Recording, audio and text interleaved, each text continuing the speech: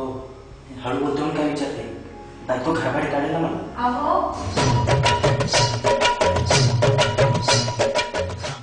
अरे आईने सोडलंच नाही लवकर बघ ना. मग कसा गेला आजचा दिवस? थोडीशी खरेदी पण करायची होती आणि येताना बाहेरच खाऊन येऊया. कधी आज? हो. नाही नाही आज नको. आज मला मित्रांना भेटायला जायचंय. माझी मीटिंग पण आहे. 15,000 आहेत ATM. होईल ना मॅडमचं तेवढं?